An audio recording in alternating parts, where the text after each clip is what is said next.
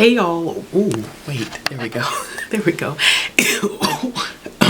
Let me stop, because the last time I got on this and I like basically had some things going on with me getting dizzy and stuff, I know y'all were super concerned. Y'all like, Ashley, you good? I'm good, y'all. I always feel like I have a lot going on, and today is probably going to be one of my longer weekly wrap-ups. I powered through some stuff this week, y'all. I don't know what was going on. I still have a lot going on personally. Y'all know this. And so sometimes I find that to be kind of a conduit for me reading a whole bunch of things.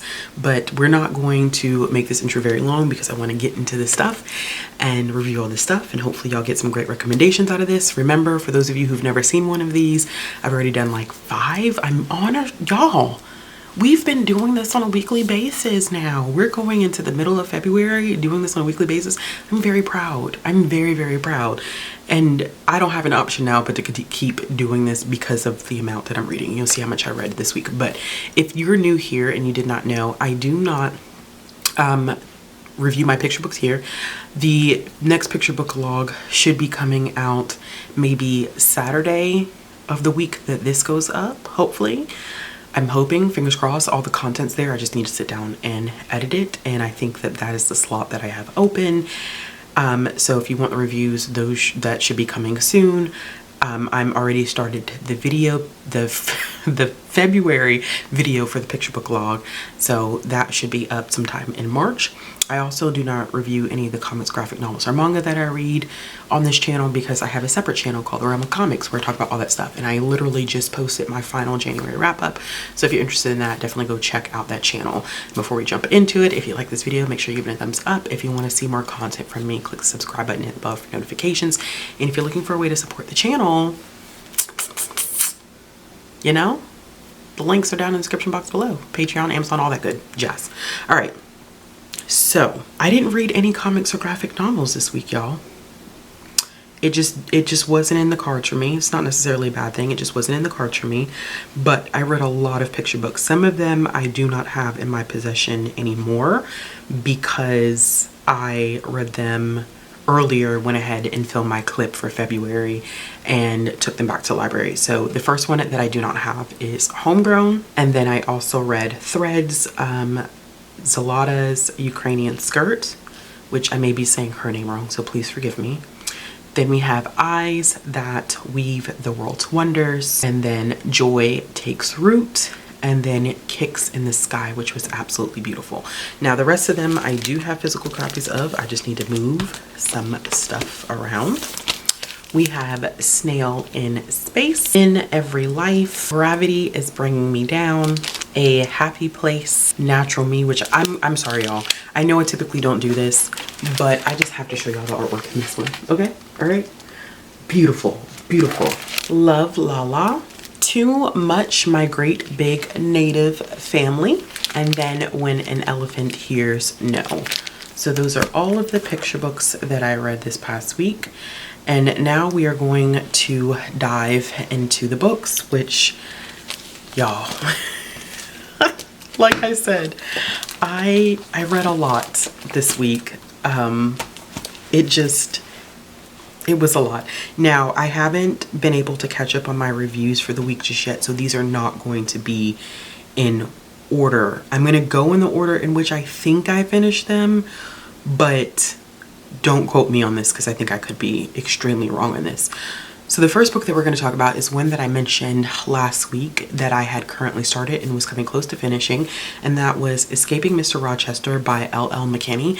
This is a Jane Eyre retelling, so if you're a fan of Jane Eyre, I actually need to read Jane Eyre at this point because I feel like in the past couple of years I've been reading quite a few Jane Eyre retellings, which is interesting because I haven't read the original source material. But if you are a fan, check this one out. I will say that based off of what I know about Jane Eyre, like the plot wise, it's a classic. There's no spoiling. I think that L.L. McKinney does take some liberties with this, which is what I like. I think that was one of my biggest criticisms that I had of Most Ardently by Gabe Novoa, was that I wish that they took a little bit more kind of liberties with their exploration of the original text. This one we definitely do get more liberties. So we are focusing on a very dark retelling of Jane Eyre. This one, Mr. Rochester is evil. I'm sorry, y'all, but he's a sick piece of sugar honey iced tea. He really is. So we do have Jane and Bertha. Bertha is from Louisiana. Jane is from the UK. And at the beginning of this novel, we are getting Bertha's perspective of being locked up by Mr. Rochester, and then we start switching perspectives and getting Jane's view of coming to be the caretaker of Mr. Rochester's ward. And unfortunately, of course, in the beginning, Jane is not really aware of the fact that Bertha is locked up, but slowly she begins to notice some things that are off about Rochester. She starts to hear Bertha in certain situations, and so she kind of begins this investigation, and she's able to connect with the young warrior, which I apologize because I don't remember her name off the top of my head.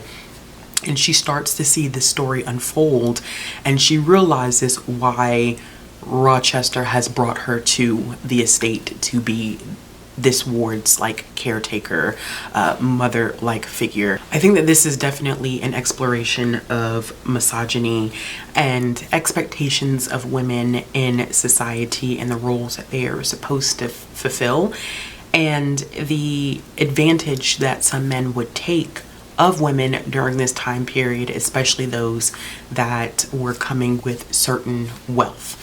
And Rochester, I think, I don't know whether like he reminded me of someone that I've encountered before, and I think that's why I had such a strong disgust for him, where he is a master manipulator and is very much so in a lot of situations for the money, and will do anything and everything to acquire a certain amount of wealth to make himself comfortable. I think what I really enjoyed about this one is L.L. McKinney's writing. Granted, I think the story is a little bit slow in the beginning because we are getting to know the characters. It's this mysterious element that is like kind of lying underneath the story. So we know that Bertha is locked up and she's being held against her will, and we know that Rochester is treating her unfairly, but we don't know their like backstory. And so we as readers are getting to know more about why Rochester did what he did and how the two of them ended up in the situation. And then of course with Jane, we're watching her kind of figure out exactly what is going on. I really like Jane and Bertha as characters. They were just strong Black women that were willing to push back against the patriarchy to, you know, have their independence and live their lives the way that they wanted to live their lives. The most unfortunate thing I think about this one is that it is a Black queer retelling of Jane Eyre, and I wanted more of the romance. I think that the two of them have such a strong affection for each other. There was no question on Jane's part, which I loved. I loved. When Bertha was able to tell her story, Jane does not question anything. There's no, oh, I don't know if I believe you. It was an instantaneous, like, from one woman to another, I trust everything that's coming out of your mouth, and we're gonna get this situated. We're gonna figure this out. And the affection that they have for each other is just wonderful. And I wanted more of that because we got so fixated, I think, on some of the social commentary aspects of it that their romance wasn't fully developed. And it fell a little bit flat for me because they're supposed to have, in some ways, this HEA, but it's not as believable because these two don't get enough page time together in a romantic way. I think they were focused on how to outwit Mr. Rochester, and you can see that affection building, but she doesn't take it there enough for it to be 100% believable by the time you get to the end of the book. I liked it, y'all. I'm not a fan of L.L. McKinney's other books, the Alice in Wonderland retelling. That just was not for me, but this one worked for me. I think that if the romance was developed a little bit more and we would have spent more time with Bertha and Jane on page in a romantic way. I think I would have rated it even higher, but for what the story was and just how it unfolded and the relationship dynamics between the characters, it was great. I ended up giving it 4 out of 5 stars. The next one that I ended up finishing was Northwoods by Amy Pease. I talked about this one a little bit too during my last wrap up. Northwoods is a very interesting procedural kind of mystery crime thriller book. I'm not even sure how to categorize it because there's so many different layers to this book and it's kind of hard to put it into one box. So we are following a main character who is, like I said last week, he's part of this police department. His name is Eli.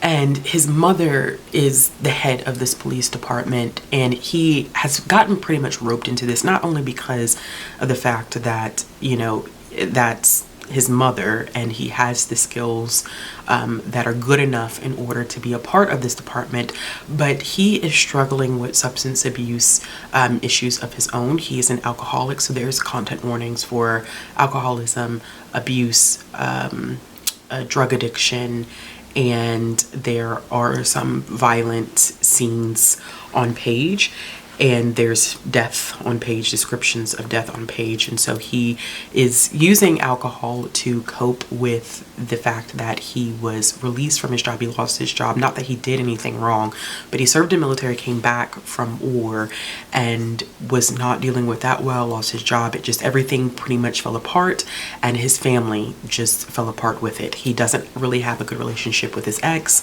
nor does he have a really good relationship with his son. But he ends up finding this teenage boy who has been killed apparently, and it ends up connecting to this whole entire conversation and theme about drug abuse and the pharmaceutical industry and medical professionals and greed and money and mental health. And I was very surprised about how many different aspects of this book were layered into the whole narrative. I was not expecting such a layered and complex narrative, especially one that delved into opioids and the medical industry and how it impacts those of us who go to get medical treatment and then end up getting prescribed these medications and then inevitably sometimes end up with addiction issues as a result. I think that Amy made some interesting commentary about the pharmaceutical company, and I don't want to get into the details of how pharmaceuticals are really involved because I think that that's very, very closely tied to the plot, and it is a spoiler, but she does make some very interesting comments about money and pharmaceutical companies and the fact that the addiction to things like opioids is what funnels money back into the pockets of healthcare professionals as well as pharmaceutical companies. And it is, I think, such a timely book because of the fact that we are in the midst of an opioid crisis here in the United States, and a lot of people start their opioid addictions through prescribed medication. And I don't want to say fascinated because it's very heartbreaking when you do like deep dives into how it's impacted and destroyed people's lives and families. It's a tough one.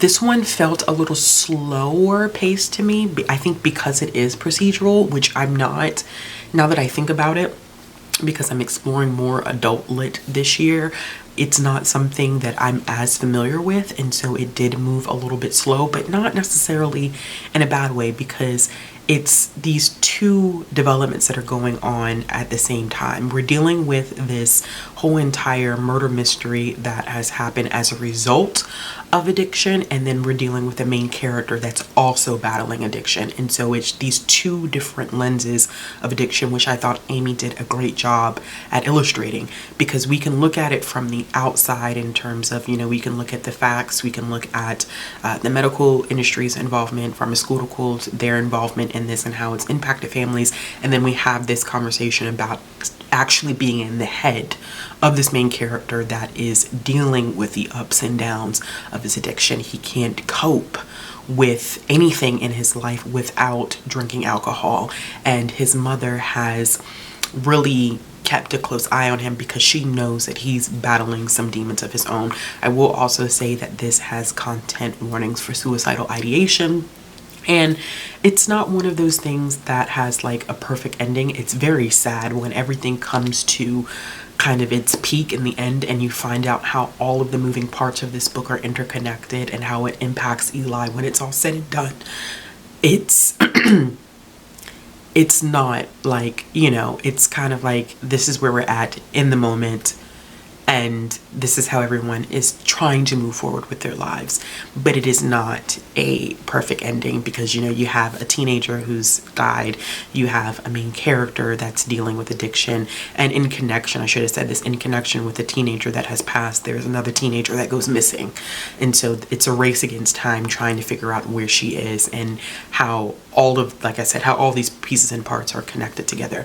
I just thought the book was interesting, to be honest with you. I don't know if this is a debut. I probably should have checked to see if this was a debut, because I wasn't sure.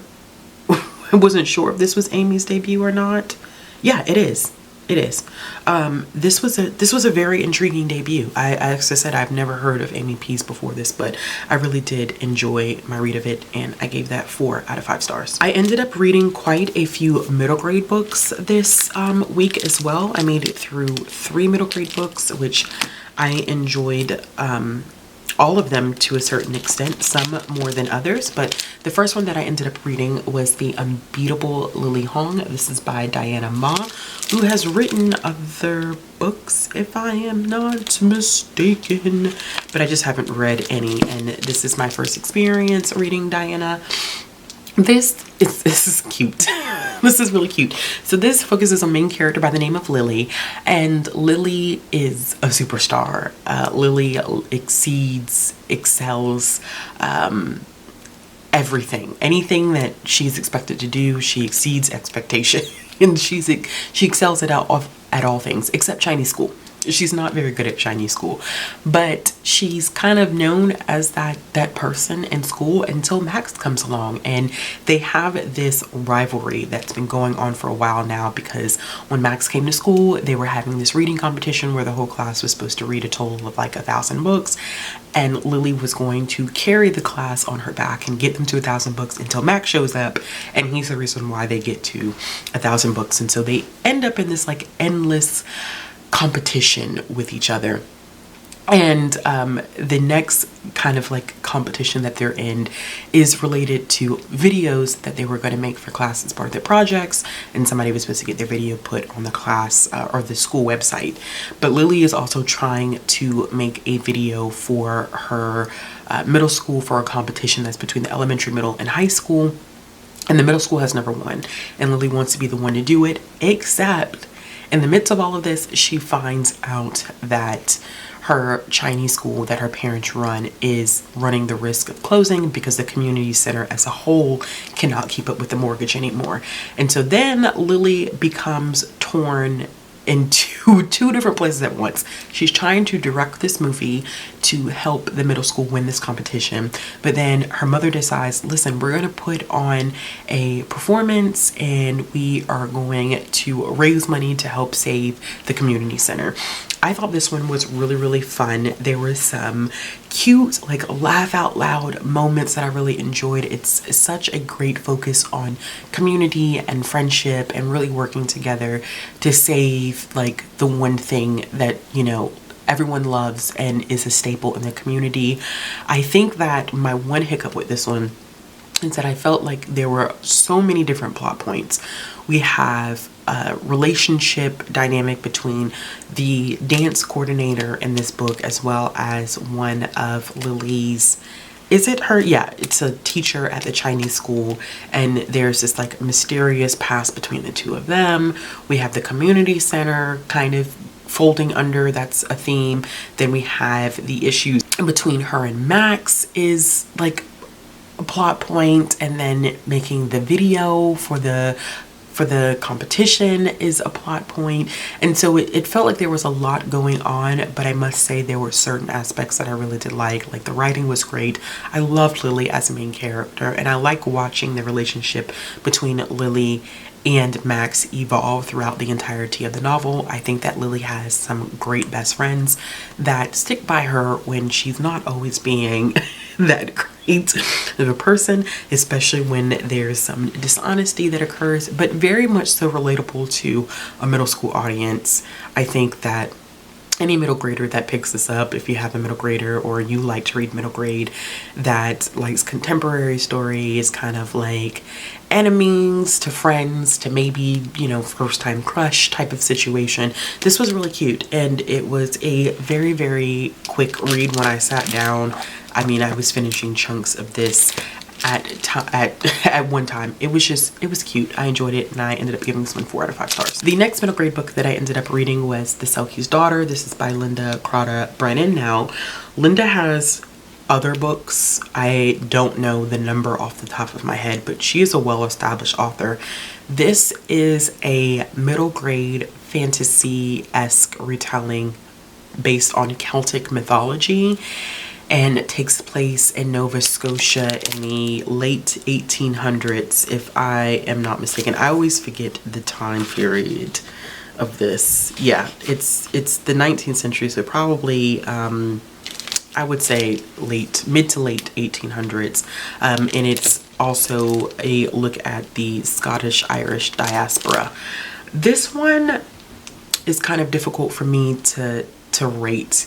So our main character is half human, half Selkie. Her mother is Selkie, and she ended up marrying her father, and they had kids, and they're living in this town in Nova Scotia. She's trying to hide that she's part Selkie, and she gets the webbing in between her fingers cut all the time so that the other kids in the community don't know that she's part Selkie. But things start to go wrong in the community when Bridget learns that there is somebody in the community that is killing Selkie pups and selling their fur, which is a no-no, especially when you're thinking about it in context of like the legends, the myth, and the lore, and the Selkie King. And so Bridget is kind of in some ways able to communicate with her family that are Selkies. They send each other communication via visions, and so she knows that bad fortune is coming to her community. So as a result, the Selkie King is able to use his magical abilities to do all types of horrible things to this community in terms of like depriving them of food, inflicting them with disease, all types of stuff. This actually has a content warning for death and grief, which I was not anticipating. I would also say kind of a separation of a parent, and you can kind of separation from a parent.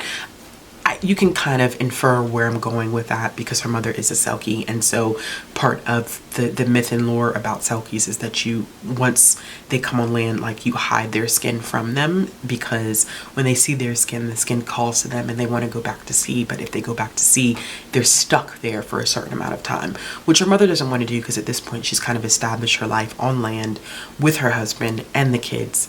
But things just go left. I mean, this book was a lot darker than what I anticipated. There was a specific scene in this book with Bridget's family where I was like, oh my gosh, that got dark really quick. And I don't know, that scene just kind of, I'm trying to figure out how to word this. It almost felt unjustified. And I don't know if it's appropriate for me to say that or not, but I don't know what the purpose was of that scene, especially because in terms of death, like it was only this one person. Well, it wasn't the only person, but it was the only person that we as readers were in close contact with, and it just felt unusually cruel, to be honest with you. It really did. And I know that middle grade books can be hard-hitting, but I don't feel like I don't know how much was necessarily gained from that specific death and this infliction of grief on Bridget. It was just rough. This was rough in terms of the experiences that Bridget went through, and it's a fairly short book, and so it doesn't always feel like those aspects of trauma that she goes through are fully justified. or resolved by the time you get to the end of the book, because this also doesn't have the perfect happy conclusion to it, which I don't mind, but it was dark. And I don't know, I'm not as familiar with Celtic mythology, so please correct me. I don't know if the whole idea of Selkies is dark and that's why she leaned heavily into it, and I probably should have done a little bit more research into the actual origin of Selkies and community interaction with Selkies, which I did enjoy. I did like that piece, but it was just that one component of it that I was like, dang, that like went left super quick, and I'm not sure if it was completely and totally justified for us to go that far left by the time we get to the conclusion. But overall, it was, I mean, it was interesting. If you have, you know, middle grade readers, or like I say, if you like to read middle grade and you're interested in historical fiction with a mythological, fantastical twist to it, then I would recommend picking this one up. But I gave this one 3.5 stars. The last middle grade that I ended up reading this week was Light and Air by Mindy Nichols Wendell. This one was also extremely depressing. I don't know. I'm so glad that I ended up reading The Unbeatable Lily Hong during this week, because let me tell you, the amount of like trauma that happened in some of the books that I read this week is ridiculous. This was no different. Light and Air is a middle grade historical fiction book that takes place in the mid 1930s when tuberculosis is running rampant. We are following main character Hallie, short for Hallelujah. So I should say Holly. It's Holly. For Hallelujah, I don't know, you could say Hallie. She actually says, she tells her nurse that her name is Hallie, but it's short for Hallelujah. And we're following Hallie and her family after her mother tests positive for tuberculosis. She gets really sick, and so they send her to the sanatorium where they have this very unique method of curing patients with tuberculosis, and so she's forced to live there, and then Hallie and her father have to go home. Her father is very distant and cold, and what I did like about the development of his character is that he's cold towards Hallie, but you get to understand why. And it all has a full circle moment, which I appreciated, because I don't like cold, distant parents in middle grade books. I just don't. It frustrates me, but there's a reason why the author chose to go in that direction. So Hallie ends up getting sick at some point, and she ends up coughing, and she coughs up blood. Now, typically the coughing up of blood was an indication that you could have active tuberculosis. Now, we'll say that Hallie and her father both test positive for tuberculosis, but it wasn't active. So the moment that she coughs up blood, they went into kind of like panic mode, because then it was a potential that the tuberculosis was active. So she also gets sent to the sanatorium, except she's put on the children's ward. And Hallie has a hard time kind of fitting in at school, especially when her mother originally gets diagnosed with tuberculosis. The kids are insanely cruel, and so I loved that this particular book explored a change in friendship dynamics for Hallie, where she felt very isolated and very alone. And when she gets to the sanatorium, it is still very isolating and traumatizing in some ways at first, but she finds this new sense of community that I think she needed with kids her age that had gone through the same experiences, whether they were battling tuberculosis or whether they had other respiratory illnesses that were severely impacting them, or they had family members that were diagnosed with tuberculosis and died from it.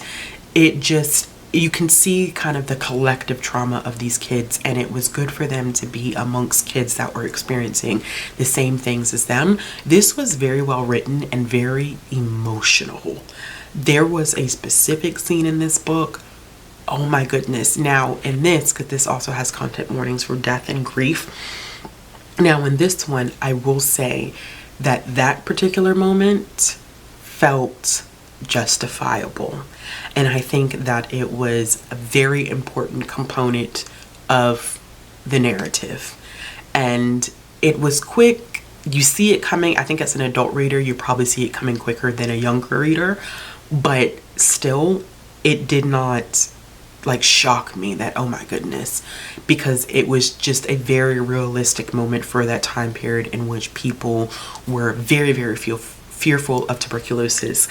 This is a great book to use as a connection to what a lot of kids experience during lockdown, during the pandemic. COVID is still rampant, and we have vaccines, but the sheer fear and isolation that is perfectly described in this book mirrors the fear and isolation that a lot of us felt at the beginning of the pandemic. And I say that as an adult, and I can't imagine what some kids were feeling during this time, to be isolated from friends, to be isolated from families, and just to be, in this situation where people were dying in droves and no one could explain what was going on. And it was kind of the same thing here. They started talking about like the warning signs of tuberculosis and not having a cure for it, and here are the things that we are going to try in order to help people feel better or get better from tuberculosis. And sometimes they just don't get better. I don't know much about tuberculosis. I've had TB tests and all types of stuff like that, vaccinations, but reading this in terms of like a historical perspective, a medical perspective, about TB in the 1930s was very, very fascinating. And I really, really loved Hallie as a character. She was very determined. She was an individual that she just could not give up hope. And she faced some really, really dark moments, but she wanted to fight to make sure that her mom was okay. She refused to give up. And there was this very mature moment where she was just like, I can't do this. I'm not going to do this. And then it's like a light bulb, like, my mom has always taught me that you have to face your fears. And so she gets the courage to face the fear of, her not getting better, her friends not getting better, her mother potentially not getting better. What about the relationship dynamic between her and her father? The supporting characters were amazing, okay? She had some great roommates that were at the sanatorium with her in the children's ward. Great, fun, interesting, like nurses that really, really cared about the kids.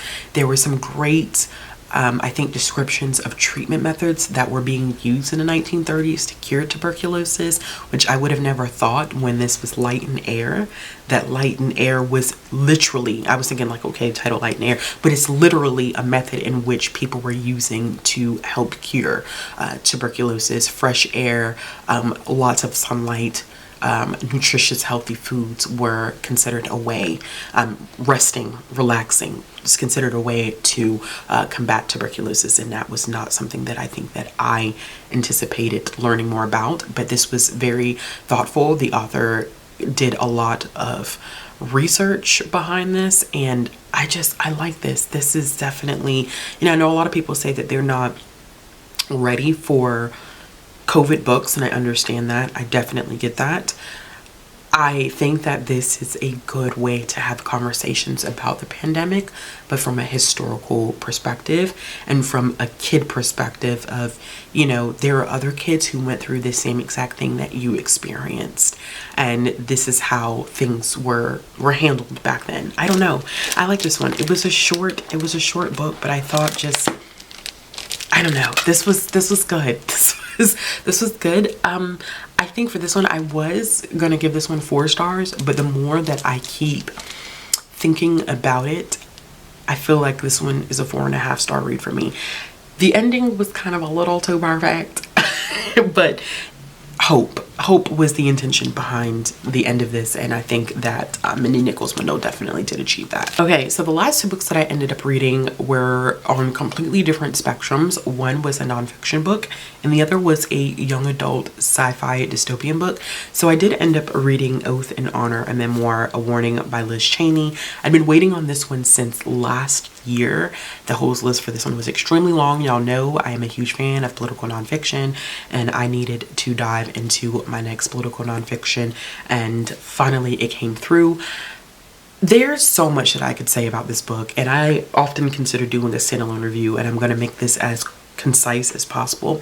But this is kind of Liz Cheney's perspective of what happened in this nation during the 2020 election, what followed on the January 6th insurrection, and how that's going to impact elections that happen this year and how it's impacted the Republican Party. I'm going to go ahead and let you know right now, Cheney is a constitutional Republican. So she's conservative. She looks to the Constitution to guide everything that she does as a politician, the decisions she makes, the votes that she makes, etc. Liz Cheney and I would fundamentally not agree on a lot of political issues. She's Republican. I don't really consider myself to be a Democrat. I don't know. I always consider myself just to be like, I'm not party affiliated. I don't trust any party, but but I think I am a little bit more liberal. Not a little bit more. I'm a lot more liberal in my views than Liz Cheney is. And I must say, I enjoyed this. Okay. I really did, because this is a hardcore truth to what happened on January 6th and how dangerous it is to consider allowing Trump to be president again, voting for this man to be in office when so many different laws have been broken, when you have incited an insurrection, when the proof is in the pudding. And she does a great job looking at how everything literally is right there, y'all. It's literally right there. This man has 90 plus charges, okay? And people are still denying everything. Now all of a sudden we have we have two different justice systems. We have a two-tier justice system. One that is actively working against Trump. Like, Black and brown people have been saying that for decades, and we've always been told that that's not true. We only have one justice system. But now that it's impacting Trump, all of a sudden, yeah, we do have like a two-tier justice system that is impacting him differently. This is a cautionary tale of what is to come if you decide to allow a person into office who has no respect or authority for the Constitution at all. Now, I have a whole plethora of issues with the founding fathers. Trust me, believe me. I think that there are some things with the Constitution that are very interesting, especially with the 13th Amendment and the loophole in the 13th Amendment for slavery. I can get into the nitty-gritty of this. However, you are trying to, and I'm not talking about y'all, but Trump, you are trying to basically dismantle the democratic process that is the foundation of this country. You were trying to disturb that process. You were trying to give people the leadway to say, hey, if I don't like the way the election turned out, I can just override it and say, nope, can't be president. We're not going to allow it. That's not how this country is supposed to work. And I don't care what party you're a part of. It is our right to engage in civic duty. And it is a right for our politicians to recognize our voices and our decisions on who we want to run this country. There should never be a question in any politician's mind on whether he, she, or they, or whoever should be able to overturn an election. That's not appropriate at all. And I don't know how people are making justifications for that. And Liz Cheney put her entire career on the line for that. Now, I ain't gonna lie to you. Liz Cheney got her lick back. She got her lick back with this book because she embarrasses the heck out of the Republican Party, and she spares not a soul. She spares no one, because at the end of the day, she was ousted from her party essentially for doing the right thing, for standing up for what she believed in, and for having morals, ethics, and values that represent the right of every individual in this country, which is for your voice and your vote to be recognized by the government. To permit someone to overthrow, to ignore that process, dismantles the entire purpose of democracy in this country. It really, really does. And she makes a good point and says that the democracy didn't save itself when it came down to Biden getting elected. It was the people who did the right things that saved the democratic process. And once again, come this year, we're going to have that issue again, where are people going to do the right thing? Now, I'm not going to get into my political views here and who I think, because I'm going to tell you right now, I don't like any candidate running for president. at all. I don't like Biden. I don't like Trump. I'm in a difficult headspace right now. However, it is everyone's right to vote for who they want to vote for. We have the Electoral College established for a reason, although I'm not going to get into that. But when the people have cast their votes and the electoral votes are counted and it is decided that one person is the winner, that's how that process is supposed to go. There had never been prior to him such a disruptive transfer of power in American history until him. That is a glaring warning sign, and she points to all of that. She really, really does. I like that she included testimonies from the people who were there at the insurrection, particularly the Capitol Police, who felt like they were not prepared for that. They were police officers. They were not trained to be soldiers in the midst of combat. And I think that she does a great job in pointing out that as many Republicans that kept saying like, oh no, like it wasn't anything, it wasn't that big of a deal, it wasn't an insurrection, like this is the Democrats on a witch hunt, then why were y'all running to your offices with gas masks hoping that nobody was trying to come in and kill you? If you were in fear for your life, and that should never be a situation where you are there to do your job, you're there to certify the vote, and then immediately your life is in danger because someone doesn't like that they lost a fair race. That's wild. Every avenue, and he had the right, because it's happened before, you have the right to challenge. You can legally challenge what has happened. But when court after court after court after court after court is telling you you don't have a case, there is no evidence of voter fraud, like you don't have a case, let it go. Let that shit go. Let it go, because it's becoming a problem now and you're putting everyone in this country at risk. And I have never been more nervous for a presidential race than I have been in a long time. 2016, I think, was like, oh, Trump's never going to win. It's kicks and giggles, da da da da, and he won. And then reality set in. And it's been constant turmoil and upheaval since then.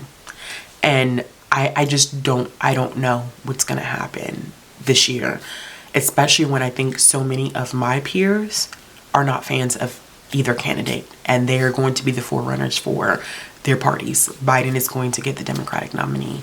Trump is going to get the Republican nomination, and Democrat nomination. It sucks. And it makes me extremely nervous, and I'm not sure how to process this information, but I commend Cheney for writing this book. Like I said, we may not see eye to eye, but she spoke nothing but facts and truth in this, and we are in dangerous times when we're talking about our democracy and our election that is happening this fall, and all of the world's eyes will be on us. It was in 2020, but I think even more so now because of the way that the Republican Party is now shaping itself. When you have people like Mitt Romney, Liz Cheney, Dick Cheney, like some of the bigger names in the Republican Party, old school Republicans, are pulling themselves away from the party, something is wrong. And keep in mind, I'm not a Republican.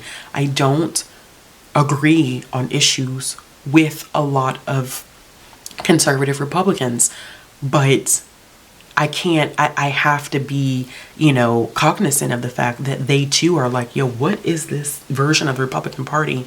Because I don't know what this is. And it's turned into a form of extremism. And I don't know. And not to say that we don't have extremes on the left too, because we do. That's just facts. But the Republican Party has reshaped itself into something that a lot of old school Republicans that I was familiar with at a younger age don't even recognize themselves. And Liz Cheney is one of those individuals, as well as her father, Dick Cheney. But yeah, I did. That was a heck of a read. And I really did enjoy it, and I do highly recommend reading it before the election this year to get better insight of how much she was really involved with the committee like, so she was a part, I should have said this, she was a part of the committee that was investigating January 6th. And there's this whole situation of how that even played out, and the misinformation that came out about that committee, and the hard work that that committee engaged in order to figure out what exactly happened on January 6th, and the brave people who were a part, Republican staffers, like people who were part of the Republican Party, who stood up and did what was morally the right thing. All right, y'all, sorry if the angle changed. I had to, I didn't realize I was running out of storage on my SD card. I need to get a new SD card. But yes, okay, so like I said, enjoyed that one. Really great read. You should definitely check it out. I don't think I'm going to put a rating to it. I often don't rate a lot of the political nonfiction that I read. I just kind of give my perspective and insight on it. All right, the last book that I ended up reading was Into the Sunken City. This is a YA dystopian sci-fi book that is a very tripped out version of our world.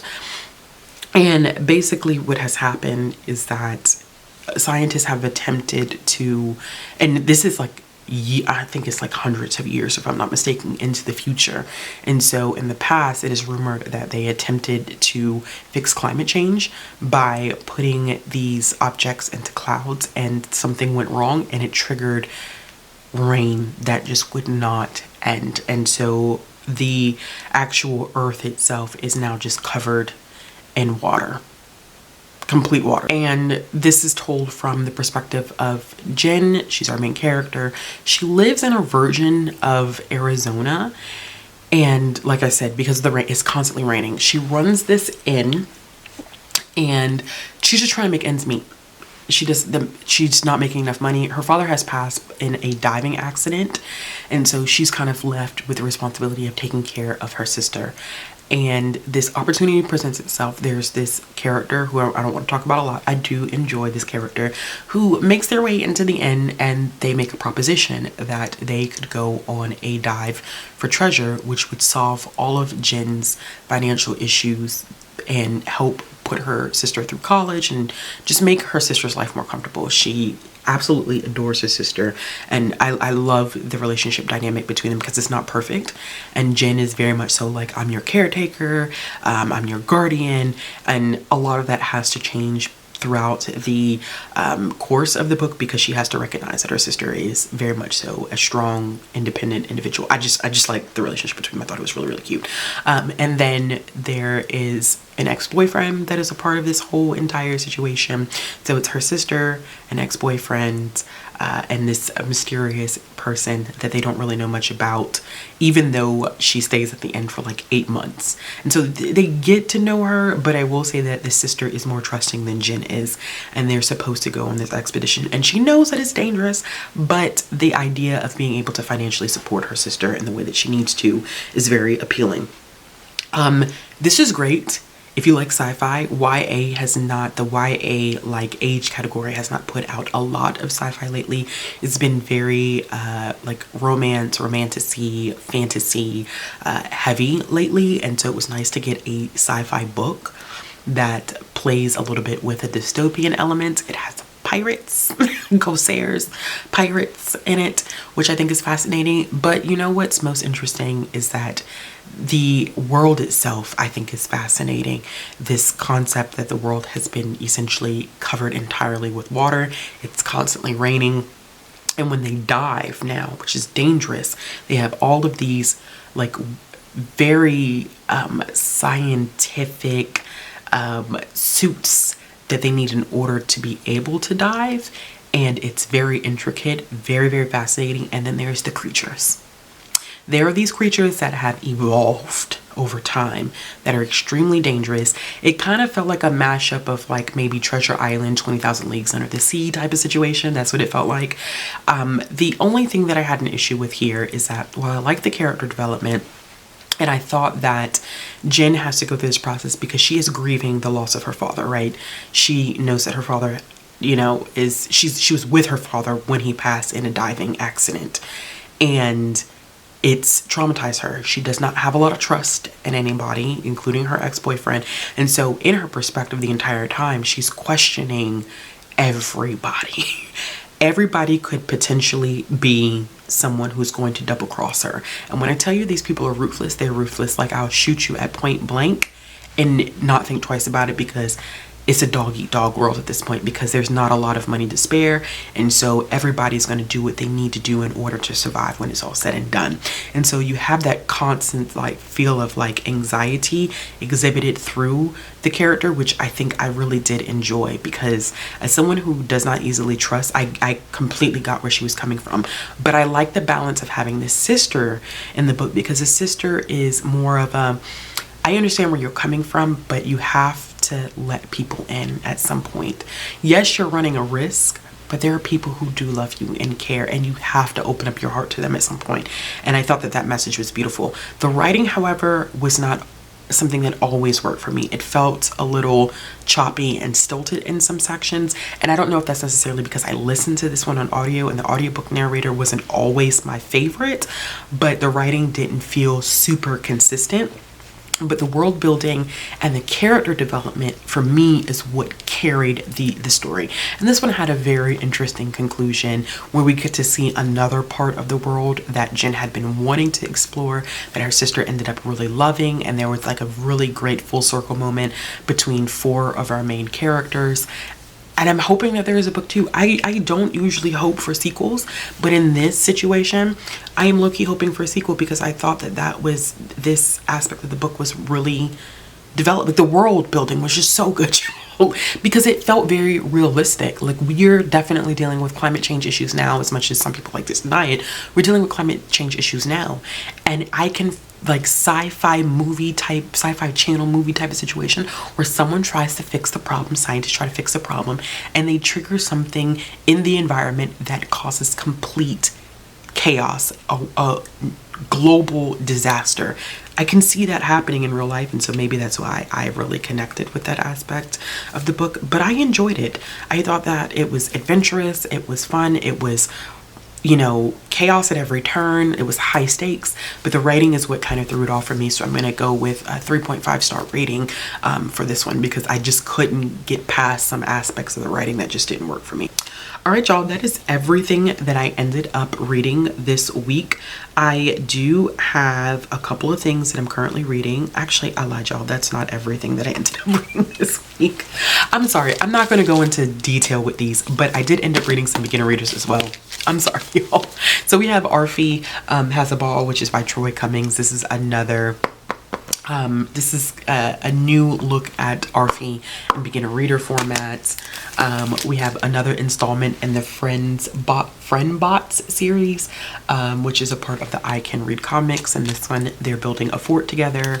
They struggle with competing with building a fort until they're able to agree to do it together. We have King and of the Mountain, which I thought was very, very interesting, because this is not what you think it is. It looks like it's a few friends debating like who's going to be king of the mountain, but then it's zoomed in and then it zooms out and you realize what they really are. It was cute. And then this is another I Can Read comics, which is the Fix It Nail Needs Help. This was funny.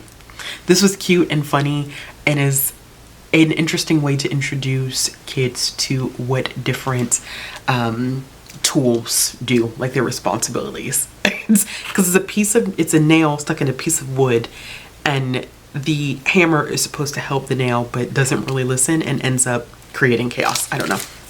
Now, those are all the things that I ended up reading. Here are a couple of things that I am currently reading, because you know what, goodness gracious.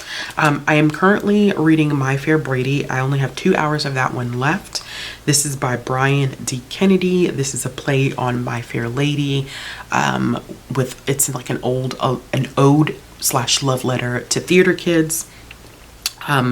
Really enjoying that one because I love My Fair Lady. It's one of my favorite movies from the 60s. Audrey Hepburn, Rex Harrison. Love it, love it, love it, love it. I also ended up starting Just Happy to Be Here. I literally read 1 page, so I can't tell you much about this one, but this is a YA contemporary about a trans girl going to an all-girls school that wants to be a part of this elite society that's at this school and faces issues. I heard this one is a very, very tough read with, like, we have a main character that doesn't have a great support system. So I'm nervous about that, but it's okay. I have 2 other middle grade books that I'm looking to start this week. Elf, Dog, and Owlhead was a Newbery honor. And I'm trying to figure out why this one got a Newbery honor. No shade, no tea, just interested in how that got a Newbery honor. And then I am going to be reading The Misfits, A Rural Conundrum by Lisa Yee. I love Lisa Yee's Macy Chen's Last Chance, not Last Dance. This one has illustrations in it by Dan Santat, which I love his work. If you knew, he did a graphic novel last year called A First Time for Everything, which I loved, and it was a National Book Award winner. It was a finalist or winner, one of the two. So I plan to start that. It's middle school mystery heist type of thing. And then I'm currently reading a graphic novel, Rack Pack. This is literally about a group of raccoons. It's weird, but I am enjoying it. I think it's really cute. They scavenge for food, but there's this like mysterious cat that they meet after one of them gets trapped. It's very much so middle grade. Other than that, y'all, I don't know what I'm going to read this week. I'm just gonna go with the flow, and we'll see what happens. Again, this week I just feel like I read a lot, and I'm also tired of talking, and I want to wrap this up. So in the comments down below, let me know what you ended up reading this past week and what are your plans for the upcoming week, and I will see y'all with another video soon. Bye. Still found, but you don't care, you're unaware, keep moving like the scars aren't even